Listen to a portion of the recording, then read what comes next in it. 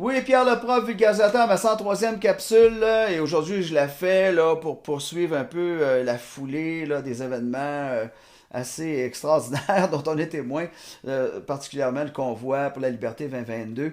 Écoutez, on parle maintenant là, de 70 000 camions qui vont déferler sur Ottawa le 28 janvier. C'est un véritable cauchemar. Je voudrais pas être à la place du premier ministre. Pour moi, Trudeau va se caler une petite vacance là, dans le sud pour 2 semaines. Ça me surprendrait pas. Il est assez pisseux pour ça. On parle de Mme Litch, Tamara Litch, qui est en pleurs, qui est émue aux larmes à chaque fois qu'elle nous parle à cette heure parce que elle a 1 240 000 $ dans ses coffres. Alors, on a les moyens de maintenir les camionneurs en place assez longtemps à Ottawa. Puis là, 70 000, mon Dieu, quel suspense. Moi, je suis sur les dents. Comment, comment, euh, comment ça va évoluer tout ça, pacifiquement, paisiblement. J'en doute pas que ça va être pacifique, mais je veux dire, c'est une occupation presque militaire, là. C'est juste qu'il n'y a pas de fusil, il n'y a pas de bazooka. Mais on rentre là avec des tanks, là, 70 000. Écoute, ça va remplir les rues, les stationnements, les hôtels, les restaurants. Ces gens-là vont rentrer sans aucun égard envers les mesures à la con qu'on leur impose depuis 2 ans. Là, ils vont occuper la place puis se remettre à vivre comme des êtres humains normaux, vivant des vies normales. Alors, ramenons quelques points d'actualité que vous avez peut-être pas vu passer. D'abord, je vous rappelle que M. Trudeau a rencontré M. Legault il y a une couple de semaines. Vous comprenez maintenant pourquoi. OK? C'est important que vous le réalisiez aussi.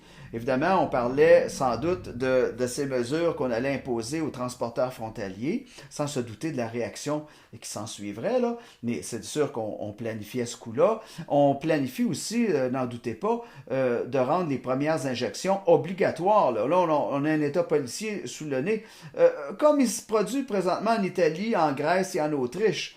Laboratoire pour mondialistes, le projet pilote de mondialistes, le Québec c'en est un aussi. M. Legault ne voudra pas être en reste, il en a parlé avec M. Trudeau, ils ont probablement parlé ensemble aussi d'un système de coordination des systèmes d'impôts là, pour pénaliser les non-injectés avec cette contribution sanitaire. On a probablement parlé de la 4e dose aussi. On joue le tout pour le tout. C'est ça que je veux vous faire comprendre. C'est une guerre d'usure. Ça, c'est le terme que je voulais vraiment, sur lequel je voulais insister, là. C'est une guerre d'usure qu'on appelle techniquement une guerre d'attrition.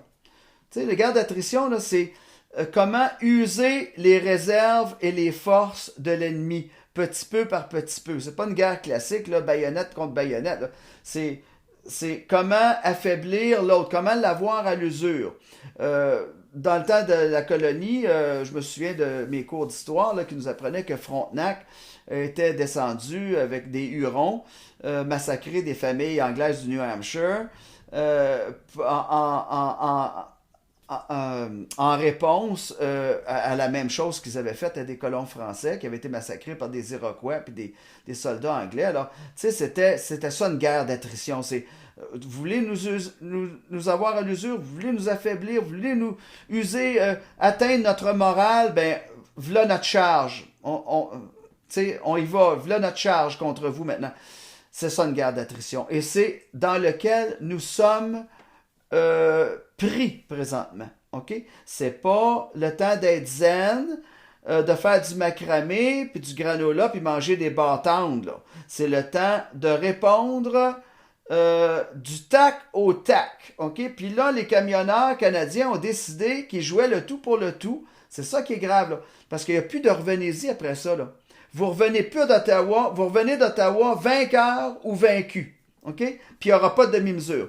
Puis si on sort de là vaincu, ben, craignez pas que là, les Legault et les Trudeau de ce monde vont s'en donner à cœur joie. Tandis que là, en ce moment, ils sont dans leurs petits souliers, OK? Ils font un petit pipi doré dans leurs bas, OK? Ils sont terrorisés, terrifiés par ce qui se développe en ce moment. D'ailleurs, je serais pas surpris que Fiston essaie d'imiter papa Trudeau, dans le sens que comme papa, il a 2 mandats, c'est son 2e mandat, comme papa, il est en train de ruiner le pays, comme papa, il évoque toutes sortes il essaie de convoiter puis de soudoyer les groupes ciblés par les programmes d'accès à l'égalité. Comme papa, il fait le party aussi une fois de temps en temps. Et puis maman aussi, là, mais ça, c'est des détails. Mais puis comme papa, il va peut-être aussi décider de faire appel à l'armée, comme lors des événements d'octobre 70. Hey, c'est rien que ça qui manque, là, pour avoir fait une répétition parfaite, une réplique parfaite du règne de son père. Alors, c'est très facile, hein? Tu fais des blocages routiers, puis tu bloques l'accès aux camionneurs, puis tu dis non, c'est un état d'urgence, puis ta. Puis méfiez-vous aussi des opérations faux drapeau. Ça va être tellement une grosse manifestation, ça, que là, on peut s'attendre, souvent dans ces moments-là, que se produisent des incidents tragiques, OK, où on essaye de blâmer ça sur la mauvaise personne, le mauvais soldat. Okay? Alors, il faut garder les yeux ouverts. C'est une corde raide sur laquelle on marche à Ottawa. C'est vraiment courageux de la part des camionneurs. Et puis, ils ont une grande confiance en eux-mêmes, évidemment. Vous savez, je vous en parlais dans ma 91e capsule quand Bernard Rambaud-Gauthier, sur le Mont-Royal, voulait comme rallier les ouvriers du Québec. Moi, je nourrissais le secret espoir et je vous en parlais de prendre exemple sur les Teamsters américains, que ces gens-là faisaient trembler la mafia, les forces policières, les politiciens, tout le monde avait peur d'eux, tellement c'était des gens qui avaient du pouvoir. Puis là, nos vœux sont en train de se réaliser. On a fait ce qu'il fallait faire. Ces gens-là joue le tout pour le tout. Alors, les restaurateurs du Québec, là, ça ne vous tenterait pas de profiter de l'occasion de saisir la balle au bon? Vous n'êtes pas tannés, là? Les propriétaires de gym, les tenanciers de bar, tous ceux qui travaillent dans l'événementiel, les entrepreneurs, surtout nos entrepreneurs du Québec, là, nos PME, là.